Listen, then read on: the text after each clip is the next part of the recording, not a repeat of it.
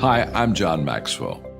When the top companies in the world are looking for trainers, speakers, and coaches, there's one name that stands above the rest, and that's Maxwell Leadership.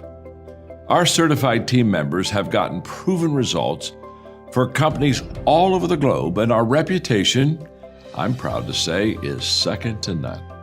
Some of our members have risen to the top of their profession, including the one you're going to meet today. I proudly introduce you to my friend Bob Fabian Zinka. Welcome to the Leadership and Success Podcast with your host, Coach BZ, where we help you lead with purpose and succeed with impact. If you're ready to grow into the kind of leader others want to follow, this podcast is for you. If you're determined to elevate your success and leave a lasting legacy, this podcast is for you. As my mentor, Dr. John C. Maxwell reminds us, everything rises and falls on leadership. Our goal is simple: to inspire you, challenge you, and equip you with insights that can transform the trajectory of your leadership journey. Welcome aboard to another episode of the Leadership and Success Podcast with Coach BZ.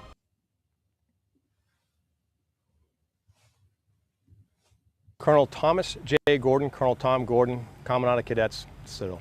All right. Sir, what is the purpose of having the cadets here? Well, I believe leadership's a performing art. In other words, people do what people see. And I couldn't imagine a better example for our future cadet leaders to follow than the drill instructors here down at Parris Island. I hope that they can take away some transferable leadership skills, such as the drill instructors' professionalism and intensity. What do you hope these cadets gain from today? Well, I believe growth and comfort can never coexist. I brought the cadre down here to get them out of their comfort zone. I wanted to give them an opportunity to demonstrate courage and to build confidence. All of these stations, all of these obstacles were carefully chosen to help build character. Yes, sir. How do you plan to translate the experiences and lessons learned here into effective leadership development for the cadets at the Citadel? The theme here today for all of these stations is empathy. I want the future cadet leaders here, our cadre, to take away from this experience an opportunity to see the problem in the round, to be able to experience the challenges, the rigor, the intensity that our freshmen are going to face next week. I want them to remember what it feels like. That way they can help better teach, coach, and advise and mentor these freshmen so they can be successful. Our mission is to educate and develop principal leaders, and in return, men and women of virtue and character back to society where they can be successful in all walks of life. Part of that job and part of our mission over the next couple of weeks, and quite frankly, the next 4 years with the class of 2027, is to imbue them with our core values: duty, honor, respect. I couldn't think of a better place to start that journey than here at Parris Island. The Marine Corps and the Citadel's core values are very similar: honor, duty, respect, honor, courage, and commitment. You come down to Parris Island, what do you expect to see? You expect to see discipline, you expect to see intensity, you expect to see professionalism. These are all attributes that I hope our cadre, having observed the drill instructors here, will be able to take these skill sets with them back to the campus up there in Charleston and be able to integrate that into our leadership development model. Colonel Tom Gordon, United States Marine Corps, retired, class of 1991, and a Commandant of Cadets. Excellent. What made you want to come back to the Citadel, sir? Well, after 30 years of serving my country as a United States Marine, I want to do something significant. And I couldn't imagine anything more significant than educating and developing principal leaders. So what do you think is the importance of leadership? The world today needs principal leaders. We need men and women of virtue and character to go back and lead in society in all walks of life. Personally, I think it's a national security imperative. Why come to the Citadel? First and foremost, for our world-class education. The Citadel was ranked the #1 college or university in the South for 12 years in a row. But the Citadel education is unique because it focuses on the whole person and stands upon 4 pillars. The academic pillar is there to teach critical thinking skills and provide you lifelong learning opportunities. The military pillar, of course, is to create second lieutenants and ensigns, but it's really how we teach leadership and teach you time management. It's not just to create second lieutenants and ensigns, though we do a great job with that. We were ranked the #1 ROTC program in the country last year by College Magazine. Now, the fitness pillar is more than just physical fitness, but I promise you we're going to get you in shape. It's also spiritual strength and emotional wellness. Now, character pillar, well, that may be the most important pillar of all, and it binds the other 3 together. Character here at the Citadel, though, it's not a workout program. It's a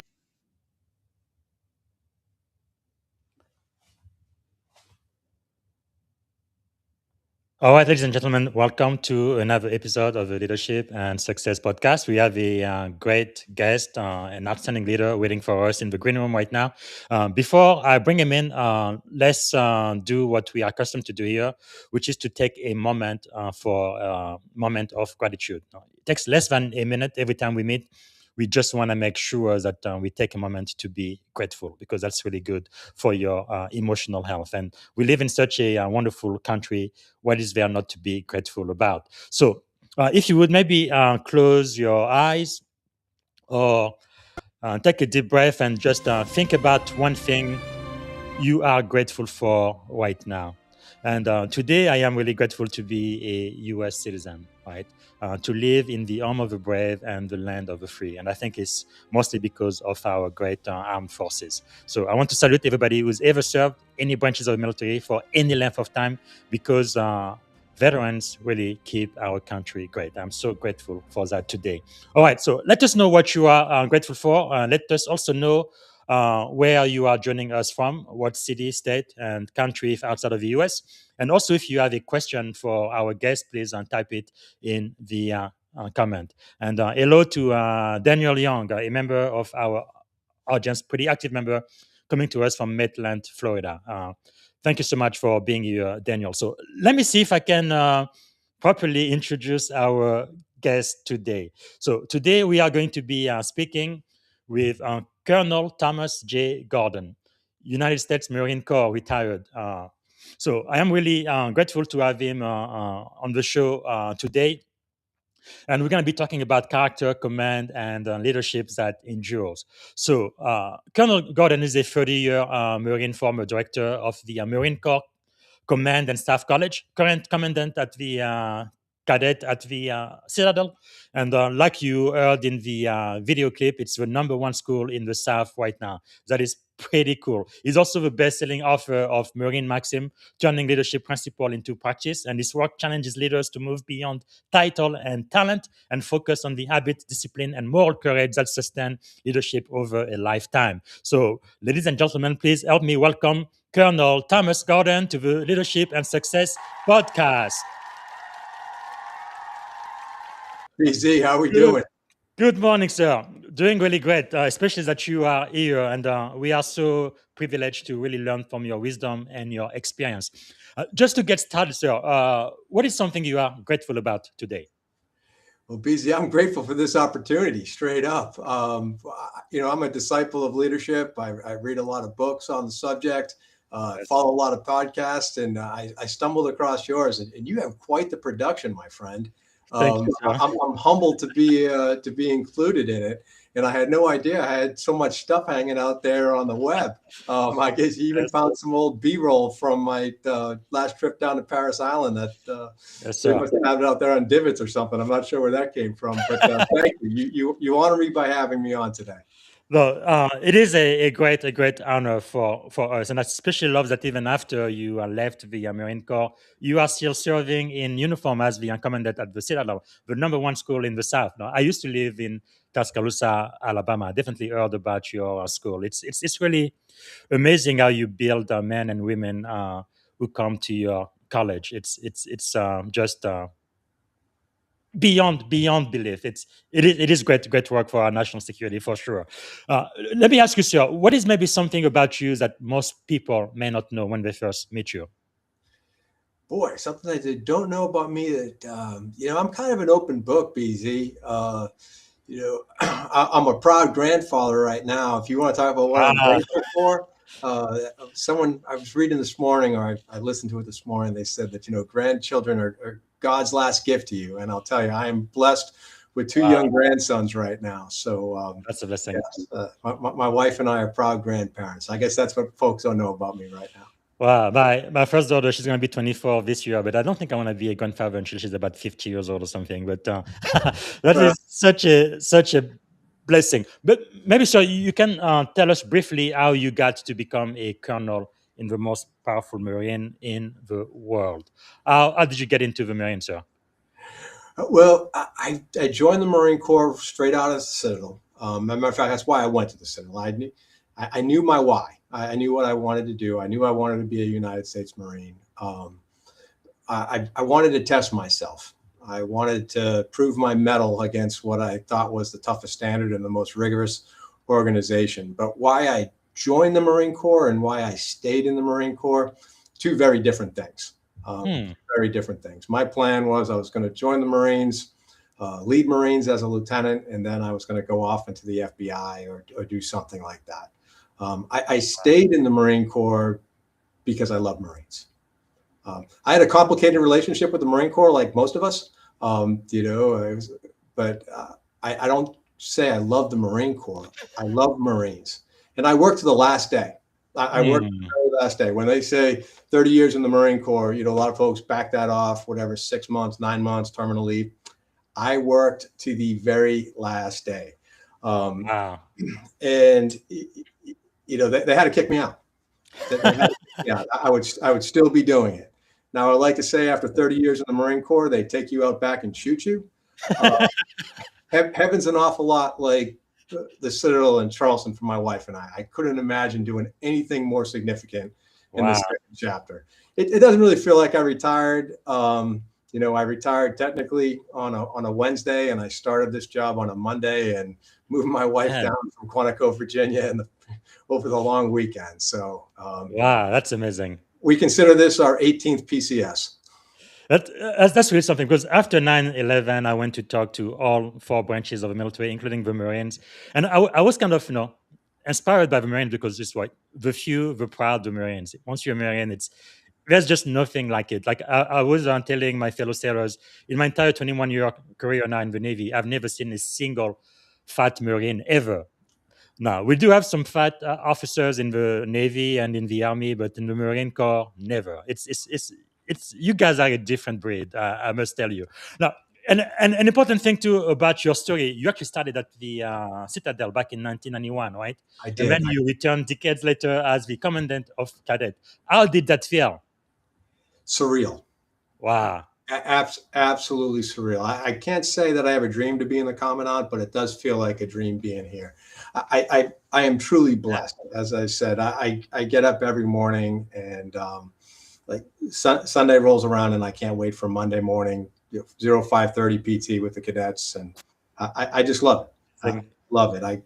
It's significant, right? Educating, developing this next generation, being able to pay it forward. I couldn't imagine doing anything else more significant. Wow, that is quite amazing. You do have a lot of pictures of your cadet doing PT and training, and I was telling you in the green room that pretty much triggered me because it took me back to boot camp and all of the suffering I had to go through. But it's really just amazing to see how you are transforming the future leaders of America, really building that character. And talking about character, sir. Mm-hmm. So you going back as a commandant of cadet. So looking back, what formative experiences most shaped your understanding of leadership before you ever held command authority? Back.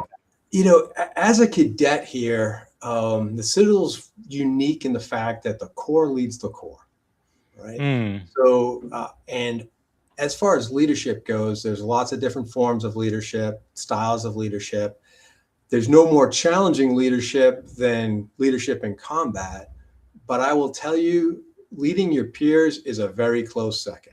Yes. So I had the privilege of being a company commander here when I was 21 years of age. Wow. And, in the Marine Corps, we have positional authority, right? Yes. A young second lieutenant, your orders carry the weight of the UCMJ and Title 10. Mm-hmm. Here at the Citadel, right? The cadets' authority comes from their moral authority, comes from their credibility. So you learn how to connect with people, how to influence people, but it's not positional authority. Let's be honest, right? If a young second lieutenant hits the operating forces or a young ensign hits the fleet, and the only thing they have going for them is positional authority, well, they're never going to make first lieutenant, or if their career is going to end at first lieutenant, and their career is going to end at Lieutenant JG. So I learned so many transferable leadership skills as a young cadet here, leading my peers as a company commander, that were directly transferable to the operating forces. I learned how to make corrections without being an ass, right? I learned how to hold people accountable. I learned how to hold myself accountable. I learned how to cast a vision and get folks to buy into that. It's so many lessons here, and most importantly, those lessons were all about relationships, how to build relationships, and those relationships have endured now for 35 years. Wow, that is just amazing. Like one of the picture you had on your LinkedIn, which specifically triggered me, was this one. Because when I joined the Navy, I couldn't do a single push-up. Now, it took me a while, but within 6 months, when I went to boot camp, I was able to do about 30 or so. The best I've ever done within 2 minutes is about 68 push-ups. But that, if nothing drives character into you, that definitely will. It's amazing. So, Colonel, you've commanded at pretty much every level in operating forces. What did junior officer Tom Gordon, like you said, maybe second lieutenant or first lieutenant Tom Gordon, misunderstand about leadership that today, as a colonel, you see very clearly? Well, Second Lieutenant Gordon's confidence to competence ratio was way off. Right? I think, young Marines, the Marines do a great job of producing, Marines. They do a great job of producing young officers. But one thing we do a horrible job of is developing humility, right? I don't think I could spell humility as a young second lieutenant. But what is it that great theologian Mike Tyson said? If you're not humble, life will deliver humility upon you. Yes. Well, the Marine Corps certainly delivered humility upon me. But it's ironic, right? Or there's a paradox there, because the thing about humility is as soon as you claim it, you've lost it. Right? True. So I would say that confidence to competence ratio over 30 years, probably inverted, right? So when I hit the operating forces, my confidence was here, my confidence was there. I think when I retired, probably my confidence was here and my confidence was there. Talking about competence, I think many leaders, they kind of chase competence first, which it kind of makes sense. But when did you realize that character, not talent, would be the true limiter multiplier of leadership? Yes, Maxim 44 in my book, right? Yes. So, a lot of things will get you to the top, but only character will keep you there. Well, we've all seen those cautionary tales, right? Yes. You read the Marine Corps Times, you read the Navy Times, and you see those skippers going down for loss of trust and confidence. We know what that means. That was a violation of trust. That was a violation of character. Yes. And it's character means a lot of things. That word has changed over the years. Yes. I subscribe to a more classic definition of character. I believe your character is defined by your personal choices. It takes form every day in each and every one of us in that inner confrontation between, the easy wrong and the hard right. Those decisions repeated over time become a habit, a disposition to do the right thing. So at the end of the day, there are lots of different leadership traits and principles, but there are some things that have a multiplication factor of 0, right? So if you don't have it, you zero out your leadership. Character is one of them, right? If your Marines don't believe or your sailors don't believe that they can trust you, that your word means something, that's going to be a problem. We have a big problem nowadays with the video not matching the audio out there. Yes. And, that's what integrity means to me. It's being able to integrate, my values into my actions. And you can't fake it, right? You can't fake it. At least you can't fake it for long. Yes, and that is so simple, but yet so critical. And we definitely need to see more and more leaders like this. So throughout your career, sir, who are maybe some of the early leaders who kind of modeled what white looked like when no one was watching? Maybe you can tell us about this Colonel White here, this American hero. Oh, wow. Yes. I'm so happy you found that picture, BC, because that right there is truly an American hero. That is Colonel Marine Harrington. So Colonel Harrington is the recipient of the Navy Cross, where he won as the CEO of Delta Company, won 5 in the Battle of Way. I was privileged to have Colonel Harrington as probably my first mentor in the Marine Corps. He commissioned me from the Citadel. He was a professor of naval science here, and he became a lifelong mentor and a friend of mine. And just had such an incredible impact on my life, and so many of my classmates' lives, and the impact he has had on so many people. I'll tell you, we lost him last year, BZ. He passed away on February 19th last year after a long battle with cancer. Sorry to hear that. I will tell you, he has left a living legacy in us. And when it comes to, I told you that missing leadership trait, humility. Yes. I'll share a quick story. Please. So he had asked me, I had the honor of being, he asked me to plan his funeral. He asked me to plan his funeral, and I'm good friends with his son, Mike. And that was just one rock I was hoping I could take out of Mike's pack, at the end there. And we planned his funeral, and he was a deacon at one of the churches downtown. And when I talked to the leadership of the church there, they didn't know he was a Marine. Really? They didn't know he was a Marine. Wow. And when they said it to me, I mean, my knees actually buckled. Here was probably so Colonel Harrington received the Navy Cross and the Silver Star within a week of each other. He was one of the most highly decorated veterans of the Vietnam conflict. And he went to church with these folks for decades, and they didn't know he was a Marine. Wow. He taught me. He continues to teach me more about humility after, afterwards. So, remarkable man. I'm glad you found that picture. Thanks for throwing it out. And Lieutenant General David Wilson say, "Amen." What a remarkable man! Wow. Now let's talk about leadership under pressure. You've said that character is revealed, not created under pressure. What behavior consistently expose weak character in leaders you observed? And how can emerging leaders avoid those traps?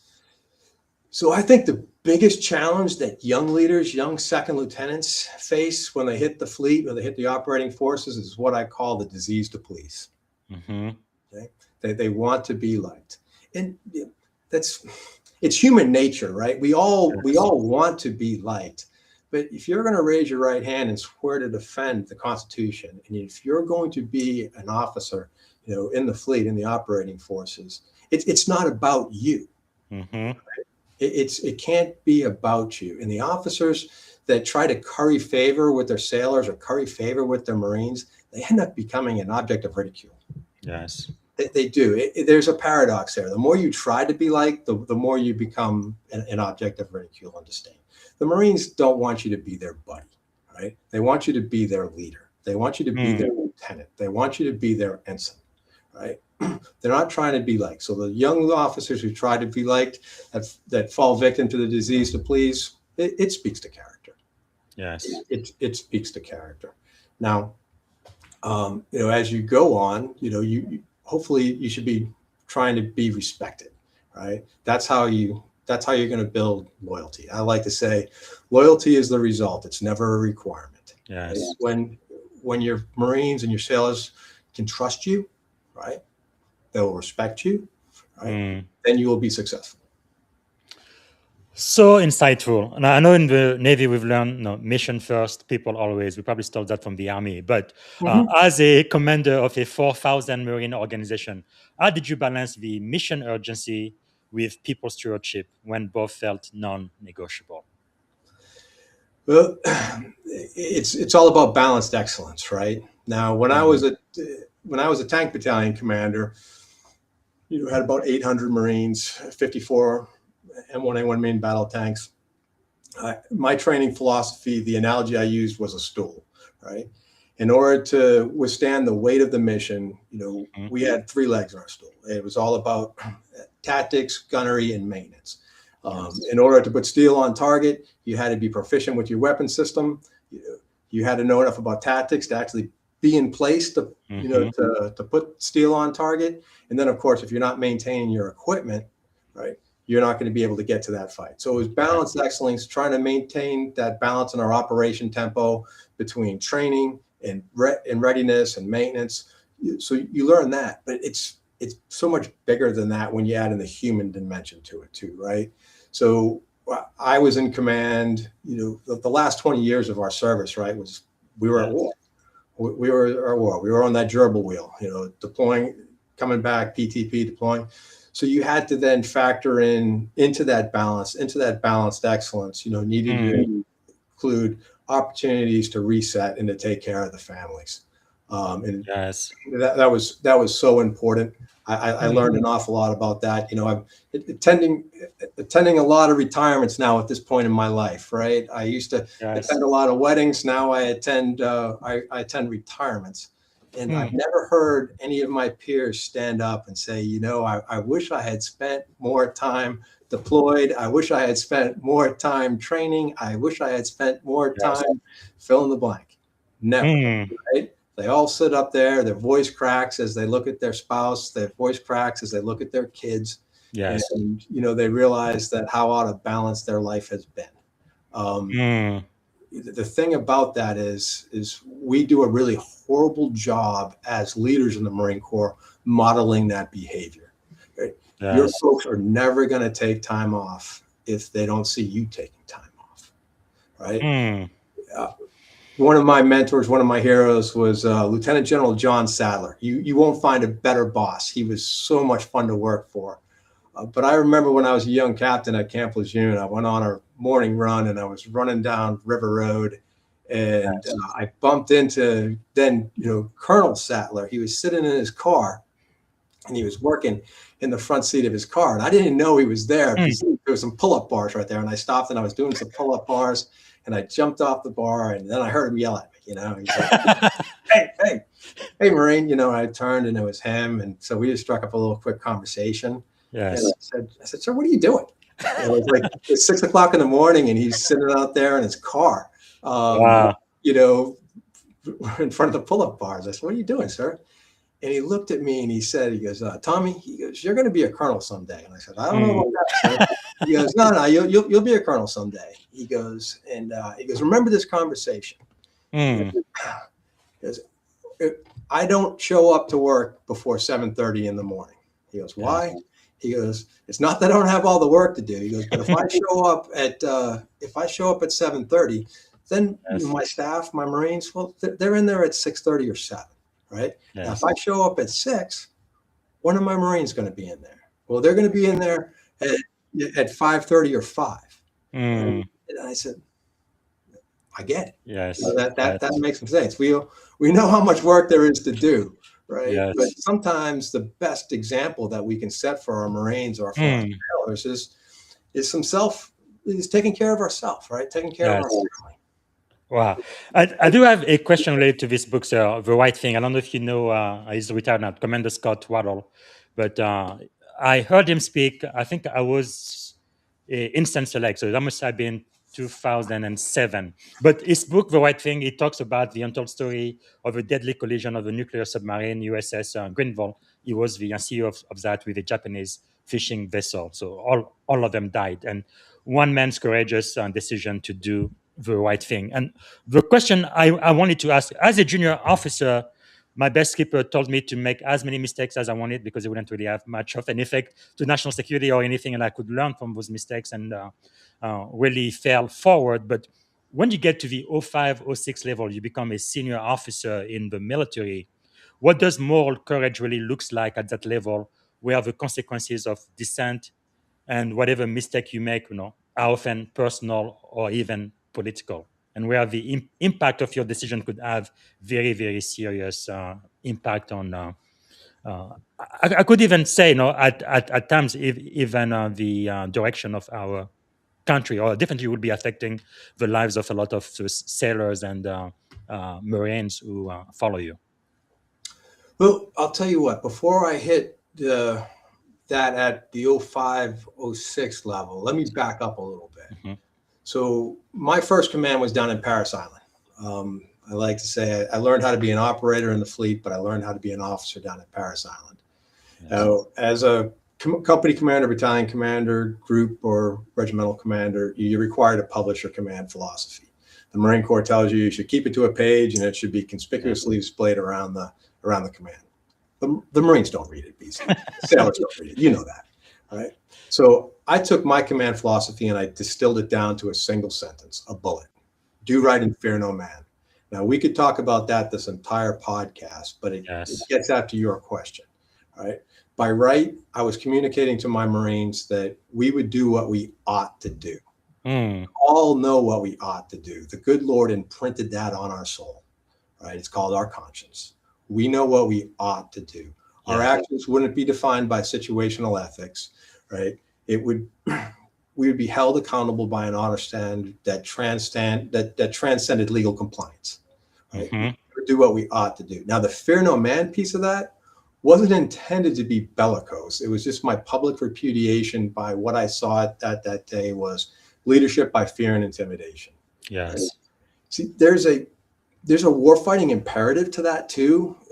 I took that command philosophy, do right and fear no man, and I carried it into the operating forces. When I was a CO First Tank Battalion, all the Marines knew, do right and fear no man. They would echo it back to me whenever they saw me.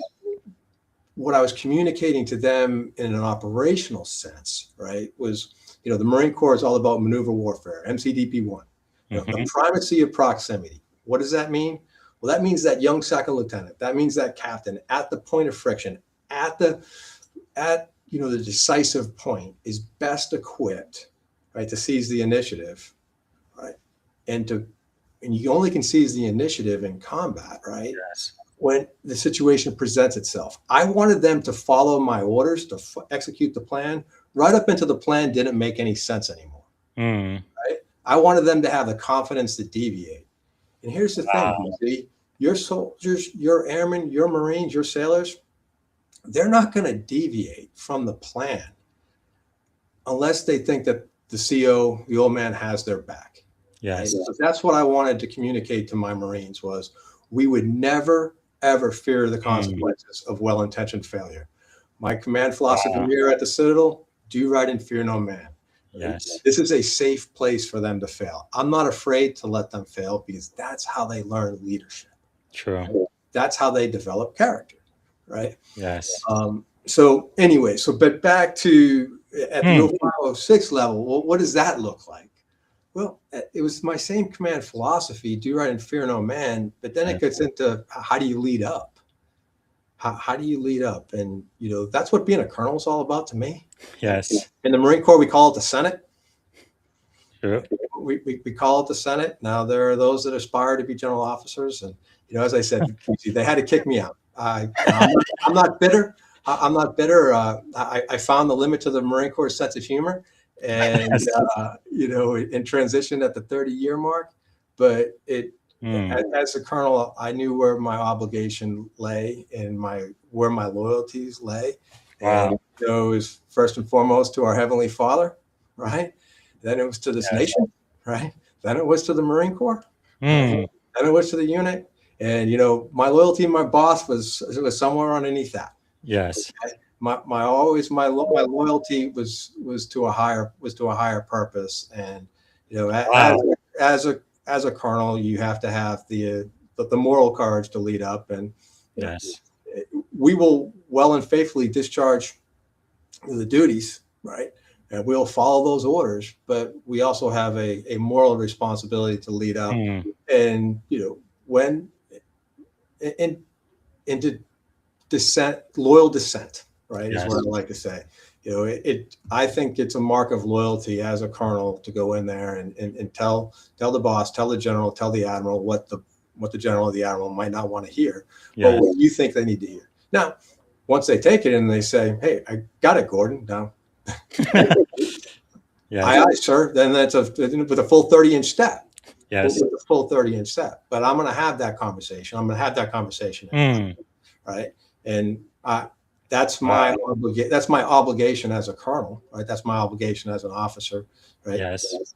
To the Marine Corps, to the unit, to my Marines, and to my commander. Wow, that is so insightful and so powerful. I think this was worth the price of admission, sir. Especially for the enlisted and junior officer listening right now. Do right and fear no man. Wow, that is powerful. Now, Byron Bush says, thank you for your leadership. And we have our first question from the audience. Okay. Daniel Young says, the need to be liked is a structural weakness. Colonel, how do we train lieutenants to value the respect of the standard over the likes of the peers? That's a good question. That is a good question, and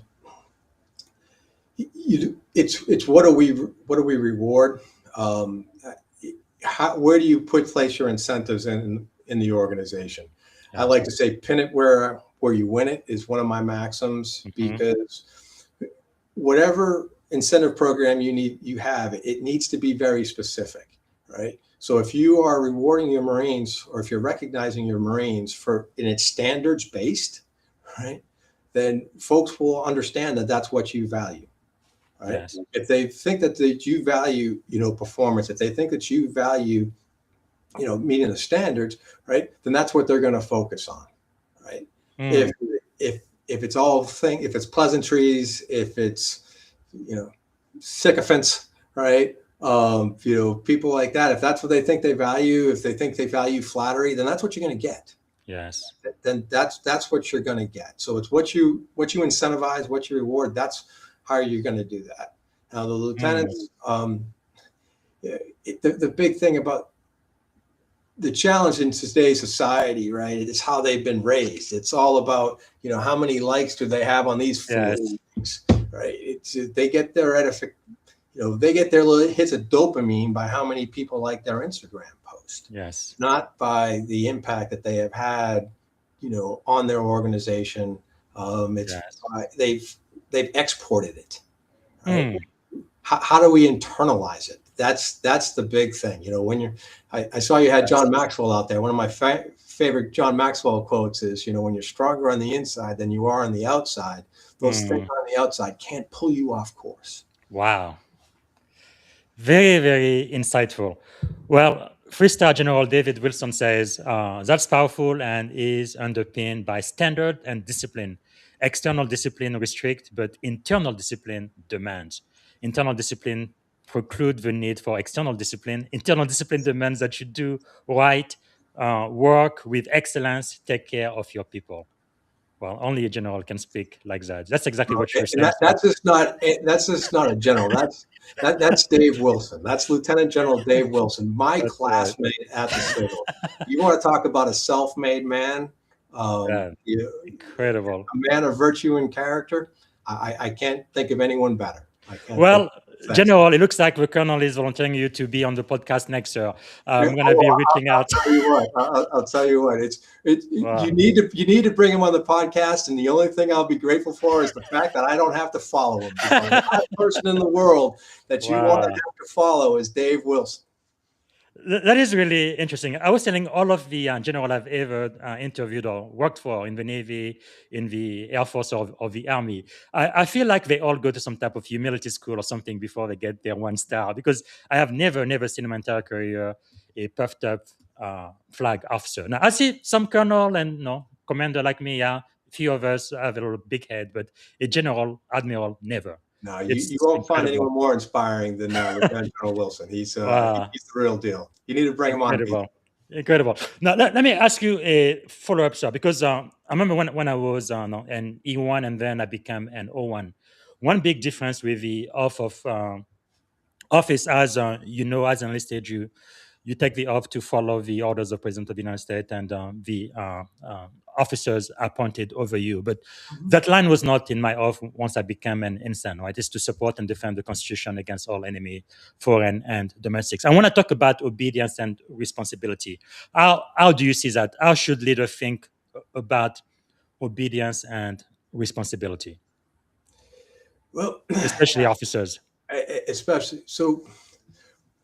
Lieutenant General Roger Turner, he's out west. I learned so much about Roger watching him lead as a task force commander in southern Afghanistan. And what Roger taught me as a colonel was, with respect to responsibility, is that fault is past tense, responsibility is present tense. Let me say that again. Fault, who's at fault, is past tense. All right. Responsibility is present tense. Wow. So when you're in a crisis, right, you're in combat and things go wrong, right? Bad things happen to good units. We know that, right, BZ? it's that commander that understands, that takes responsibility for it. And Roger showed me so much about what that meant. When they had a tragic incident in his command when he was doing it, and it looked like it was going to be a blue on green kill, and Roger stepped up and took responsibility for it even before he knew what had happened. Wow. And we know in the service, right, you can survive some bad things that happen in your units, right? We've all had Class A mishaps and things like that, but we all know you can't survive the cover up. And when General Turner stepped up and took responsibility, took accountability for what happened, that's when the first person singular comes out, right? That's when you use first person singular. I. We've all worked for those I guys before, and no one wants to work for an I guy. But there's a time for that first person singular, and that's when things go wrong, right? Wow. That's what responsibility means. So stepping up there and owning it. It's like, hey, sir, I screwed up. I missed this, right? I failed too, right? Success, it's all we, and it's all they. It's all, it's either plural, right? Or it's, second person. Sir, they did great. Yes, sir, they did great, right? It's not me, right? It's them. Yes. When things go bad, first person singular. Man, this is probably why some of the best keepers that I had throughout my career, people would follow them to the end of the earth. It's incredible when you see that in action. Now, let's talk about your best selling book, sir. Marine Maxim, Turning Leadership Principle into Practice. And I definitely would like for everybody to get a copy of this book. But Marine Maxim has become, I guess, a leadership staple across the military and beyond. What problem were you trying to solve that existing leadership books weren't really addressing when you wrote this book, sir? Well, the thing about my book, BZ, is actually I started writing it when I was a young cadet here at the Citadel. Wow. We were all issued that 3x5 ubiquitous green notebook, right? Yeah. Colonel Harrington. Actually, Colonel Harrington's deputy gave it to me. It was Colonel Gordon gave me my first green notebook. Wow. Mine became my prized leadership possession. It became my leadership journal.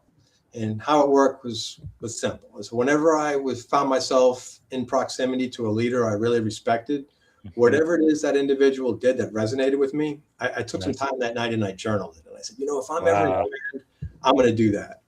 As I said, it was 30 years. So it wasn't all unicorns, rainbows, and parades. I worked for more than my fair share of tools, right? And whenever I worked for that individual, that martinet, I took that same book and I flipped it over and I said, if I'm ever in command, I'll never do that.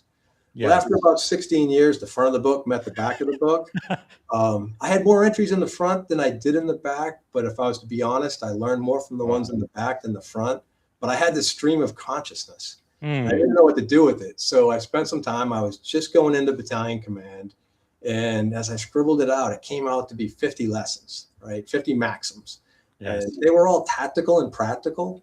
And I wanted to pay them forward. I wanted to give them to my lieutenants. Well, I know your call sign is B. My call sign in the Marine Corps was Mufasa. We don't give ourselves our own call sign. We know that. Yes. I'm reminded he was a good lion. They killed him, but he was a good lion. But my call sign in the Marine Corps, my tank, was Mufasa. So the outline became known as Mufasa's Maxims. And I gave it to my lieutenants, and it got passed around the Marine Corps. And after it made a few laps around the operating forces, some folks encouraged me to spend some time and to get it published. So I did the lit review through the process, and I retired in May, and the book came out in November. So it's Disney wasn't coughing up Mufasa, so we went with instead of Mufasa's Maxims, we went with Marine Maxims. And I'm humbled. It's been on the bestseller list there on Amazon for a while, and it's actually found an audience in a lot of law enforcement, and now the fire services have expressed an interest in the book. So again, I try to make it tactical and practical, but most importantly, transferable into all different types of professions. Yes, most importantly, though, I just got to say, I throw it out there because you had asked about it, right? None of that stuff in that book's mine. Yes. It's all things that I have learned from some remarkable leaders. I try to attribute it to the best I can to those individuals, but it's all things that I have learned from other people. It's just my way of paying what I've learned from them forward. Yes. Well, that is really quite amazing. Colonel, I must say one of Mufasa's best maxim for me was discover and never forget your why. I can't remember who said this, but no, something about the most important thing that happened to someone first is the day they were born, and then the second thing is finding out why they were. I'm not saying it right, but just living on purpose. Who said that, sir? Ben Franklin. Okay. Because I thought sometimes it's attributed to some other people, but yes, Benjamin Franklin was very, very wise. Also, Mark Twain is also. Yes, Mark Twain was the one I was thinking about. I used to live in Monterey, but yes, but what really gets me there is why is purpose so fragile under success, and how can leaders protect it over a long career? Because there is really nothing like a man, a woman living on purpose.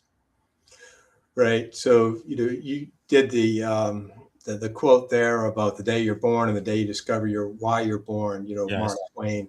Kevin Kelly, he's the editor of Wire magazine, said your purpose in life is to discover your purpose. He said that's not a paradox; it's actually the way. Yes. Now, Marines who know where they're going are a lot easier to lead. Same here with cadets. I like to tell them, if you're going to show up to the Citadel, you need to know your why, because I'm going to put that why to the test. Nietzsche said, a man who knows his why can endure anyhow. So he wants to have that purpose. I'll tell you, BZ, the most powerful book I've ever read after the Bible was Viktor Frankl's Man's Search for Meaning. Yes. I think every person should read that book at some point in their life. Ironically, Dr. Frankl discovered his purpose, his meaning in life in a concentration camp in Poland. In Auschwitz. As a survivor of the Holocaust, he discovered his why, and what he wrote was, it's not what he discovered his why when he realized he was asking the wrong question. It's not what do I want from this life, but what does life want from me? Where do my talents intersect? With my passion and my talents intersect with the needs of society. So that's what we try to do here at the Citadel. I mean, you talked about suffering and being triggered. Well, we also know where that suffering is where the goodness comes from. That's where they're going to figure out, they're going to figure out their purpose. They're going to figure out their meaning, not sitting at home in the AC playing Xbox, right? They're going to figure that out doing hard things. And once you understand what your why is, everything else will fall into place. So I spent a lot of time on that, knowing thyself. It's knowing your why. Leaders who are self-aware, right? Who know their why, who are capable of being honest with themselves, about themselves, come across as authentic. And everyone wants to follow an authentic leader, right? The video is matching the audio. And that resonates with sailors, that resonates with Marines, that resonates with people. Yes. Wow, that is powerful. And it looks like, sir, we just got an hoorah. I guess the sailor would say, ooh, yeah. It's very, very powerful. What I really get is all of this maxim, really the wisdom you get, these leadership principles are very, very simple. Now, it's not easy to always apply them every day, but it really makes sense, and it is simple and could potentially change the life of a sailor, of a Marine. Wow. Now, there's another thing you do in the book. You do emphasize that do hard things, right, as leadership discipline. In today's comfort-oriented culture, what does hard actually mean for modern leaders? Now, this reminds me of something one of my mentors told me, right? You'd rather work hard today so you have an easy life than have an easy life and then, have a very, very hard life as you grow older. What does it mean to really do hard things? The thing about doing hard things, BC, especially when you're young, it's a life hack. Yes. It literally remaps your brain. Now, I'm not smart enough to talk to you about the neuroplasticity of the human brain. There's a lot of stuff out there. If your readers, if your listeners are interested into it, there's no shortage of research on it. Yes. What I do know is that when you give a young person a challenge, when you provide when a young person faces adversity, they overcome that adversity. They overcome that challenge. They build resiliency. How do you build resiliency? How do you build resolve in an 18-year-old? It's not rocket science. Yes. Right? You give that person a challenge, make them overcome that challenge, wash, rinse, and repeat. The young men and women who graduate from the Citadel leave here with a deep well of resiliency and resolve. Why? Because they've done some really hard things. Yes. Being a freshman down here, being a knob at the Citadel in August in Charleston, South Carolina, it's hard. It's the hardest thing that they've ever done. But wow, when you do hard things like that in your youth, it remaps your brain. You no longer think about adversity as something to be avoided. You think of adversity, you think of obstacles as something to be overcome, right? Yes. They're drawn to it. They're drawn to it. You know, a lot of stoicism in there. I think you're going to go to that a little later on. But yes. You know, Marcus Aurelius, you know, the obstacle is the way. The obstacle is the way. That is really powerful. I was looking back. I have a book by David. I think every military man has read this book. I can't find it right now, but I will in a moment. But definitely, stoicism is something that is pretty much taught throughout all of the military branches. I think it has a lot of applicability even today. And I think your maxim in your book, they do draw from Stoic philosophy, scripture, and lived experience. Why do ancient frameworks still outperform modern leadership fads today, you think, sir? Well, if it worked 2,000 years ago and they're still talking about it today, chances are that they were onto something, right? So I see you have a lot of books on your shelf behind me. I have a lot of books behind me. They're stacked up all around the floor here. You can't see them right now. But I always find, when I was doing the lit review for my book, I always find my next book in the work side of the book that I'm reading. You know, I was trying to pull on that taproot to figure out, well, where's the true original source? Where did this stuff come from? Yes. And I found myself back in the Stoics, you know, reading Epictetus and Seneca and Marcus Aurelius, and it's so transferable, right? You know, one of my themes here as the Commandant, you know, with the freshmen is the secret to getting through the fourth class system is easy. All you have to do is two things, you know, one more time. It's easy. One more time. That's all. You want to quit? No problem. Quit tomorrow. One more. That's all I'm looking for. All I need is one more. Yes. Okay. But the other one, right, which is probably more profound, right, is the ability to control the controllables. Yes. I tell the freshmen all the time, control the controllables. When you learn how to control the controllables, you'll become invincible. And I break that down for them. See, at the Citadel, the young men show up here. We shave their luscious locks. Yes. The boys and the girls, they give up, they give up some freedom of movement, right? They give up some agency. Yes. They no longer have to decide what time they're going to get up, what they're going to do, what they're going to wear. All those decisions are made for them. Yeah. They, however, retain agency over four things. There are four things that they will always have control over. They always have control over their preparation, their effort, their attitude, and their response. Yes. Everything else is out of their control. Bust their butt, prepare for an inspection, fail the inspection. They have no control over that. They have control over their attitude and their response, right? But they have no control over that. And I tell them, when you can learn how to be indifferent to indifferent things, not to be dismayed by things that are outside of your control, not to worry about things that aren't in your control, you're invincible. You're invincible. Wow. Just focus on those four things. So fast forward to the end of the year, in March, the end of March, we do this big they do a gauntlet kind of recognition ceremony. And then I pull them all together and I give them the hard truth. And I said, hey, for the past year, I've been telling you to control the controllables. That's what you can only control your freshman year. So the hard truth of that is that those are the only four things you control in life. Those are the only four things you can control in life. That the Stoics call it the dichotomy of control, right? You want to know why there's so many mental health issues, why there's so much anxiety in this world today? Is people are trying to control things that are outside of their control. Right? You just focus, if you learn to distinguish what you can control and what you can't, and only focus on the things that you have control over, yes, you're invincible. Wow, that is so powerful. Control the controllable. Wow. So you also write that character is built through habits, not heroic moments. Mhm. What daily or weekly habits most reliably strengthen a leader's moral compass? We talked at the beginning there about character failures, right? And the truth is, just like character is not built in a heroic moment, character failures aren't a single incident, right? Yes.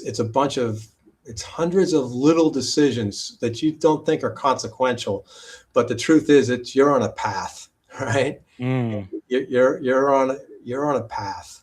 yes. Samson, right? Samson was on a path. Yes.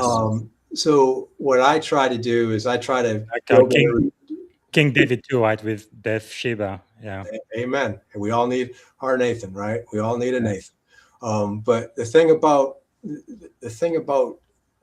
the path, right? The thing about how do I lay a course of action, some discipline is I have my daily 5, right? Mm, So if you work for me, you're required to do 5 things every single day, right? You're required to find a Marine, or in this case, a cadet, doing a good job and thank them. We want to be grateful every day, right? So we want to reinforce that, find Yeah. someone doing a good job and thank them, right? Second thing we have to do is find a problem and fix it. Wow. There's no doesn't take long. You see those problems a lot in the first part of your tenure. You don't see as many the last part of your tenure. That's a different conversation. But our job as leaders is to continually improve. So go out there and find a problem and fix it. Mm, Second thing you need to do is to teach somebody something. The third thing you need to do is learn something.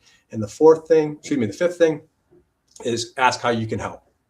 wow. Now, I always catch my leaders, right? I'm not the guy that watches the parking lot to see who's leaving at what time, but I do try to, do my last battlefield circularization towards the end of the day. And I'll ask my leaders. I said, hey, give me a readback. Mm, They know what I'm asking for. They know what I'm asking for. Is give me what cadet was doing a good job, and how'd you thank them? What problems you fixed today? And if they haven't done those 5 things, I don't care if it's 1,400, or if it's 2,000. You're going back in there because your duty is not done until you've knocked out those daily 5. So I think that's a way of trying to build that by constructive habit. Man, I could be talking with you for hours and hours, sir, but it looks like we only have a couple of minutes left. I can't believe I haven't managed my time very well today. Okay, but let me ask you this, if I may. What do you think is the greatest lesson you have ever learned, just in leadership, in life, in general? Ooh, wow, that's the greatest lesson. Or one of the greatest lessons? Okay, all right, it's not about me. Powerful. It's That's leadership. it's not about me.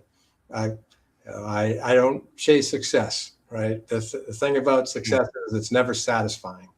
Yes. For me, it's I wanted to do something significant, and I couldn't imagine doing anything more significant than investing, in the future, right? In these future leaders, right?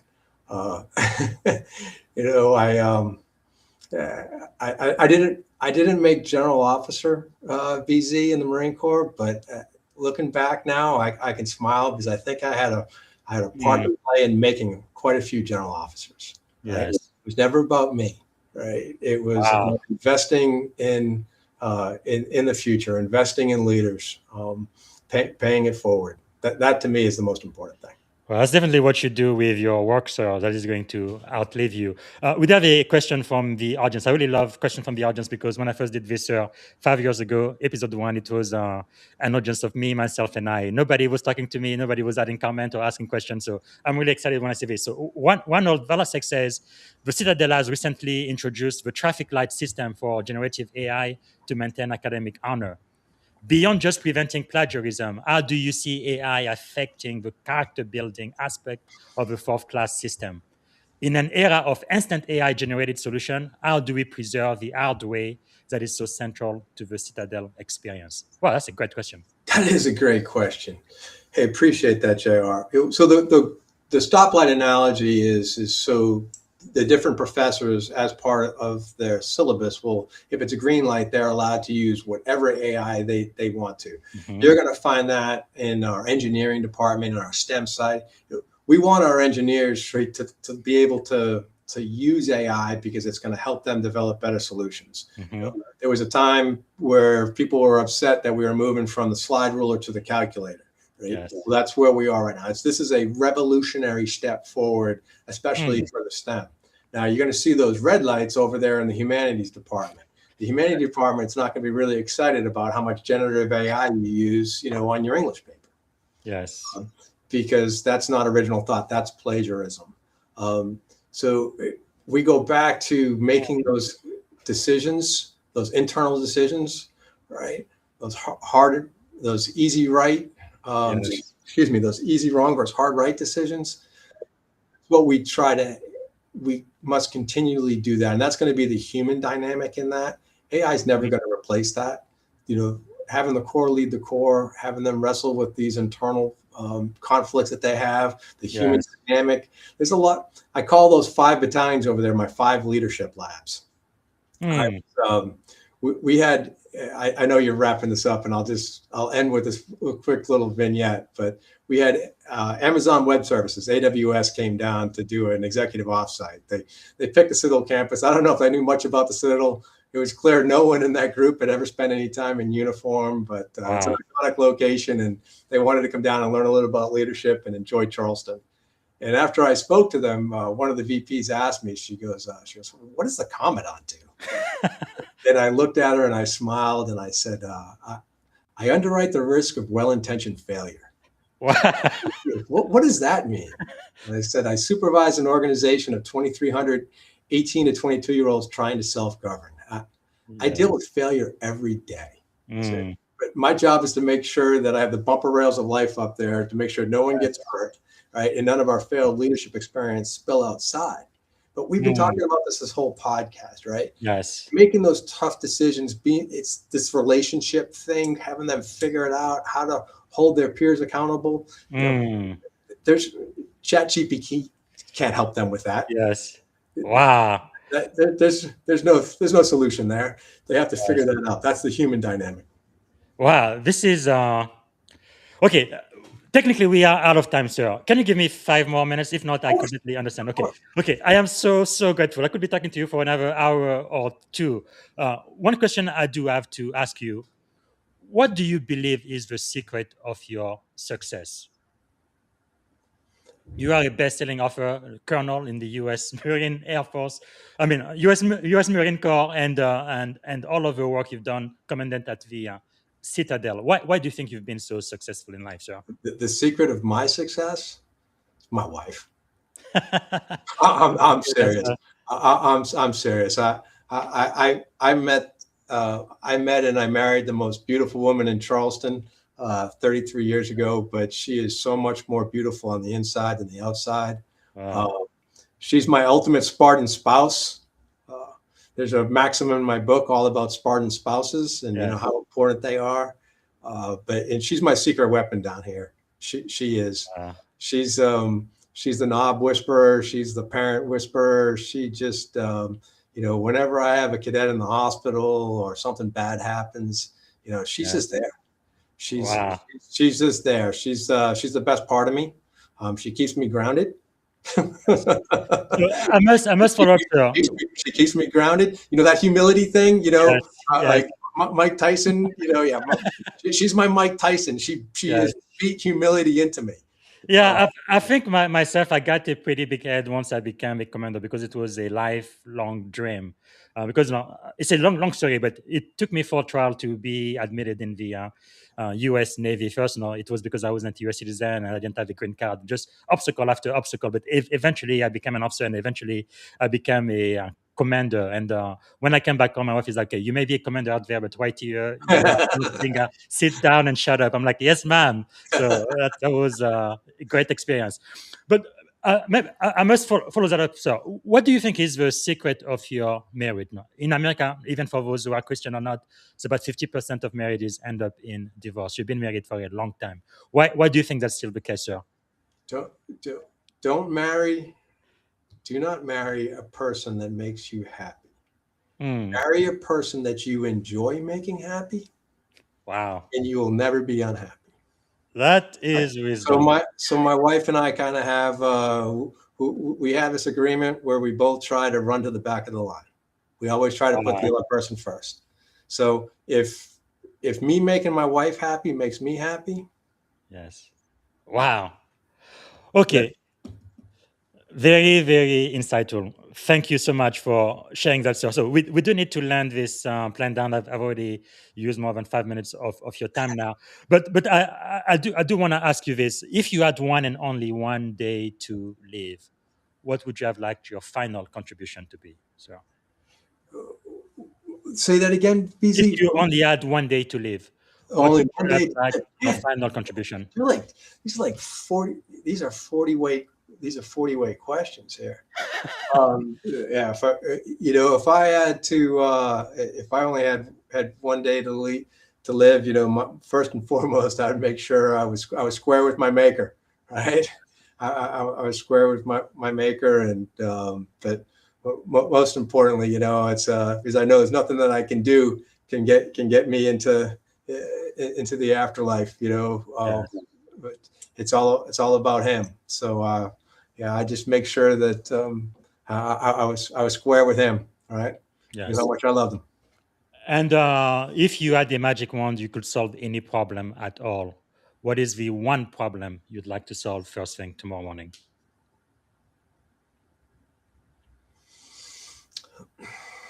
We live in a divided nation. We live in a divided nation, and we need leaders that can bring it together. Yes. Right. Yes. I like to say that developing men and women of virtue and character is a national security imperative. Yes. Because we have a character crisis in this country, and it's a crisis of trust. Yes. And that it's an existential threat to our democracy, right? Mm-hmm. So the military's got no business in politics. I don't talk politics. Having an apolitical military is the most important thing in the world. Yes. But we do need to develop men and women of virtue and character that can bring these two sides together, right? The other side is not our enemy, right? They're not our enemy, and that's what makes democracies great, is being able to, bring disparate groups together and find compromise. So that would be the one thing that I love this country, VZ. I know you do too, and we both dedicated, our best years in defense of. So I just think that we'll bring our country together when we can produce leaders, men and women of character that will put character and country first before party. So you are so right, because people from my generation were definitely marked by 9/11, part of the reason why I joined. And 9/11 was terrible, but 9/12 was the best day of my life as a resident of the United States of America. Never seen such unity and brotherhood and patriotism in my entire life. And hopefully we're going to get back to that as a country. Wow. Amen. All right. So we are toward the end, and that's when I ask, sir, what can we do for you? How can we add value back to you? Oh, BZ, this was a great opportunity. As I said, I love the opportunity to talk leadership. You're welcome to follow me there on LinkedIn. The Corps gets a thought of the day from me every day. I try to I retransmit those thoughts of the day on LinkedIn and some of the social media platforms. And hey, you go ahead and buy yourself a copy of Marine Maxims. You can find it anywhere, and just pay it forward. Well, thank you so much for your time, sir. And I like to leave on a very positive note. What is one thing you are optimistic about? Tomorrow. It's a good one. Okay, and the very last question, and this is it. And thanks again for giving us an extra 10 minutes. I really do appreciate that. What is one word that express how you feel about this podcast we've just completed today? It was inspiring. It was inspiring. You do a great job, VZ. I love how you pull this whole thing together, and I'm blown away about how much stuff that you've been able to pull together on me. I said I'm humbled. I'm humbled. This has been a lot of fun. Thank you so much, sir. You ask great questions. You ask great questions. Yeah, I am so humble and really, really grateful for your time and your wisdom. I wish we had another hour, but I know you have to go, sir. Thank you so much for your service to our outstanding country, and definitely for the legacy you leave behind. And everybody needs to get a copy of Marine Maxims. Hopefully, you are working on your next book, sir.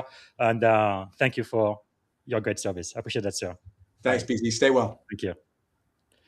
Well, everybody, this is one for the book. So great thanks to the Colonel. He spent an extra 15 minutes with us. I'm very, very grateful for that. So again, I want everybody to please follow him on LinkedIn and get a copy of the book, Marine Maxim. And also this book that he mentioned, this is one of the most recommended book on this podcast. Since last year, it's been recommended at least 8 times by 8 different guests. Man's Search for Meaning. So I definitely want everybody to read this book also. All right, that's all I have for today. And I should have more guests next week. And as of tomorrow, we're going to continue our special edition on the book of Proverbs. This is not a religious podcast. It's something I used to do when I was a teenager. And when I got married, my wife and I would read the book of Proverbs every January. Every day we read one chapter. It's 31 chapters. So we're going to end this January 31st. What we are looking for is ancient wisdom and leadership lesson from the book of Proverbs. We did Proverbs chapter 23 this morning, and tomorrow we're going to do chapter 24 until we finish the book at the end of the month. Okay, that's all I have for you. Thanks so much for watching, and have a wonderful day. And I hope that you've taken something very valuable out of this podcast today. Thanks again. I appreciate that. Bye for now. Thank you for tuning in to the Leadership and Success Podcast with your host, Coach BZ. If today's episode added value to your leadership journey, be sure to subscribe, share, and join us again for more wisdom nuggets on how to lead better and achieve greater success. Remember, leadership is the most critical skill of our time. The world will always need leaders to inspire others, drive innovation, and execute meaningful strategy. So why not count yourself among the bold leaders shaping the 21st century? Until next time, stay inspired, stay committed, and keep leading with excellence.